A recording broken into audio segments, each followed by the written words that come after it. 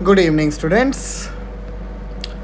So, this is our lecture number 11th on the Code of Criminal Procedure 1973 and the Bharatiya Nagrik Suraksha 2013. ठीक है, last lecture में हमने differences को समझा था between cognizable and non cognizable offences and हमने क्या पढ़ा था, इंक्वायरी, इन्वेस्टिगेशन और ट्रायल, इन तीनों में क्या डिफरेंस होता है। हमने एक चार्ट बनाया था प्रॉपरली चीज़ों को समझने के लिए, ठीक है, आपको याद होगा ना। तो हमने क्या पढ़ा था कि जब इन्वेस्टिगेशन ख़त्म हो जाती है, ठीक है, सपोज ये आपका पूरा फेज था इन्वेस्टिगेशन का, जब ये ख़त्म हो जाता है तो यहाँ पर आपकी इंक्वायरी चालू हो जाती है, ठीक है। एंड जब इंक्वायरी ख़त्म होता है तब ट्रायल चालू होता है। हमने ये चीज़ अच्छे से समझा था कि trial and inquiry are mutually exclusive by virtue of section 2G, जहाँ पर आपकी इंक्वायरी की डेफिनेशन दी गई है, जहाँ पर आपकी इंक्वायरी की डेफिनेशन दी गई है। तो हमने इसमें समझा था ना कि both trial and inquiry are mutually exclusive, but is it anywhere written that investigation and inquiry are mutually exclusive, है कि नहीं। The question is there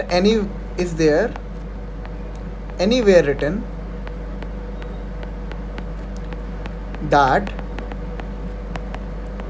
that inquiry and investigation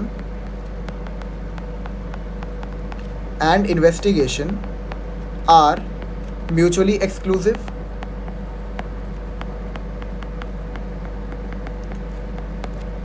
The answer is no, ठीक है। हमें याद है ना, हमने इन्वेस्टिगेशन की डेफिनेशन कहाँ पर देखी थी, सेक्शन 2H के अंदर, याद है। इन्वेस्टिगेशन क्या होता है, collection of evidences by whom, by police officer. क्या मैजिस्ट्रेट जो है वो इन्वेस्टिगेशन कर सकते हैं? नहीं, मैजिस्ट्रेट जो है he can not conduct investigation because investigation is the duty of the executive machinery, ठीक है, and the magistrate is a part of the judicial machinery. यहाँ पे हमने पढ़ा था ना सेपरेशन ऑफ पावर का प्रिंसिपल भी कैसे इंश्राइंड हुआ है, that is provided under article 50 of the Indian constitution. अब एक सवाल यहाँ पर ये खड़ा होता है कि क्या investigation and inquiry are also mutually exclusive? So the answer is no. How? Let me explain. अगर आप एक बार सेक्शन 173, प्लीज सेक्शन 173 खोल लीजिए of code of criminal procedure. अगर आप सेक्शन 173 देखें, किसके बारे में बात करें, section 173 report of police officer on completion of investigation, basically chargesheet की बात करता है, ठीक है, पुलिस रिपोर्ट की बात करता है। Police report and chargesheet are both synonymous. तो सेक्शन 173 के सबसेक्शन 8 पे एक बार जाइए आप लोग। सेक्शन 173 के सबसेक्शन 8 एक बार रीड करते हैं। सबसेक्शन 8 क्या कहता है? It says nothing in this section shall be deemed to preclude further investigation. मैं इसको पूरा पढ़ देता हूं। Nothing in this section shall be deemed to preclude further investigation in respect of an offence after a report under subsection 2 has been forwarded to the magistrate, and whereupon such investigation the officer in charge of the police station, कौन होता है officer in charge of the police station? SHO, ठीक है। Officer in charge of the police station obtains further evidence, oral or documentary, he shall forward to the magistrate a further report or reports regarding such evidence in the form prescribed, and the provisions of subsection 2 to 6 shall as far as may be apply in relation to such report or reports as they apply in relation to a report forwarded under subsection 2। क्या बोलता है section 173 subsection 8? यहां पर यह कहता है कि जब पुलिस रिपोर्ट मैजिस्ट्रेट को भेज दी जाएगी, जब एक बार पुलिस रिपोर्ट मैजिस्ट्रेट को भेज दी जाए तब क्या चालू हो जाता है आपका? तब आपका चालू हो जाता है इंक्वायरी। ठीक है, याद है आपको ये चीज़ मैंने बताया था ना, इन्वेस्टिगेशन जब एंड हो जाता है तब इंक्वायरी चालू होता है based on the chargesheet which has been presented by the police officer, और जब इंक्वायरी एंड होता है तब ट्रायल चालू होता है। ये हमने अच्छे से पढ़ा था ना, ठीक है। तो सेक्शन 173(8) क्या कहता है कि nothing in this section shall be deemed to preclude, and section 173 is related to chargesheet. So nothing in this section whatever is been provided under section 173 shall be deemed to preclude further investigation, मतलब कि जो further investigation जो है अगर police conduct करना चाहती है तो सेक्शन 173 उसको रोकेगा नहीं। So basically section 173 is in a form of saving clause, ठीक है।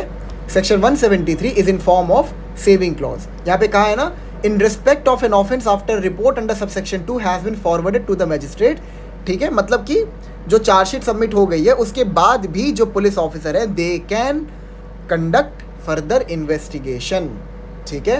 अब क्या सवाल, एक सवाल जो ये है वो ये है कि जो पुलिस ऑफिसर फर्दर इन्वेस्टिगेशन करने की पावर है उनके पास, क्या वो सेक्शन 173 सबसेक्शन 8 से डिराइव करते हैं? The answer is again no. Section 173 is in a form of saving clause, it is just saving the power of the police officer to conduct further investigation. It is nowhere prescribing that the police has the power to do further investigation. So from where the police officer is deriving their power of further investigation?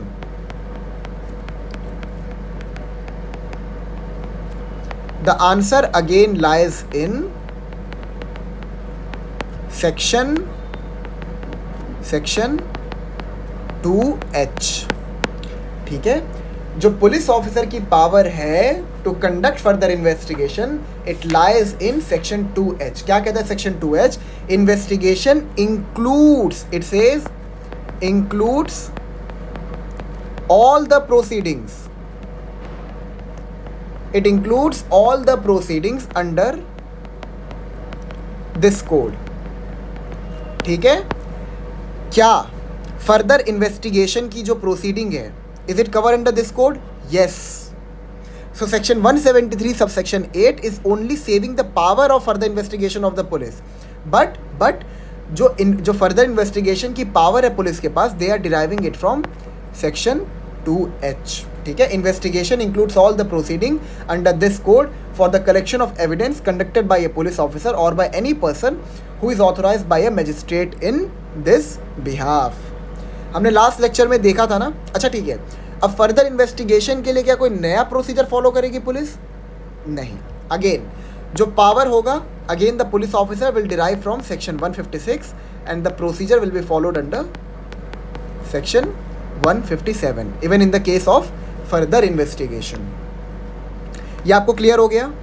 तो हमने समझ लिया cognizable offence क्या होता है, जो section 2C के अंदर डिफाइंड था, ठीक है, जहाँ पर police officer do not need a warrant to arrest a person. Then we read about section 2L which is concerning the non-cognizable offenses, ठीक है। हमने नॉन कॉग्निजेबल ऑफेंसेस को पढ़ा था जहाँ पे पुलिस ऑफिसर को वारंट चाहिए to arrest a person, also to investigate they need an order from the magistrate. ये सब आपको याद है। देन हमने क्या क्या पढ़ा? इंक्वायरी, इन्वेस्टिगेशन और ट्रायल, उनके डिफरेंसेस पढ़े। इंक्वायरी कहाँ पे डिफाइंड है? सेक्शन 2G के अंदर, ठीक है। Both inquiry and trial are mutually exclusive, ये भी हमने समझा था अच्छे से कि once the inquiry ends the trial begins, ठीक है। हमने ये भी समझ लिया।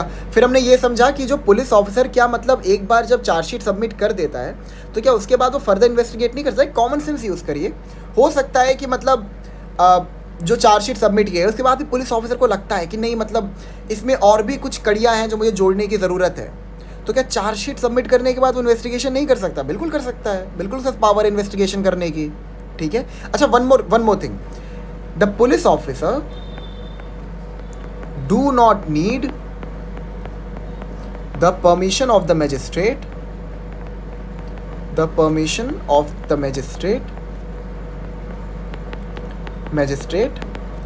to conduct further investigation, ठीक है। मैजिस्ट्रेट को, पुलिस ऑफिसर को, मतलब यहाँ पर मैजिस्ट्रेट की परमिशन नहीं चाहिए पुलिस ऑफिसर को फर्दर इन्वेस्टिगेशन करने के लिए। क्यों? क्योंकि investigation is a part of the executive machinery, वहाँ पे जुडिशियल मशीनरी का क्या रोल है। बट मैजिस्ट्रेट को एक बार अगर पुलिस ऑफिसर चाहे तो बता सकते हैं, वो बता सकते हैं कि yes we are conducting further investigation. अब द लास्ट क्वेश्चन इज कि जो फर्दर इन्वेस्टिगेशन है वो कंक्लूड कब होगा। जो आपका फर्दर इन्वेस्टिगेशन, अच्छा फर्दर इन्वेस्टिगेशन करने का पर्पस क्या होता है, हमने पढ़ा ना, इन्वेस्टिगेशन का पर्पस होता है टू कलेक्ट द एविडेंसेस। तो फर्दर इन्वेस्टिगेशन का जो पर्पस होता है it is to collect additional evidences, ठीक है। और यहाँ पर जो चीज़ सबमिट, हमने चार्जशीट सबमिट कर दी है, यहाँ पर जो चीज़ सबमिट की जाती है दैट इज सप्लीमेंट्री चार्जशीट, ठीक है। A supplementary chargesheet will be submitted जिसमें एडिशनल एविडेंसेस एडेड होंगे।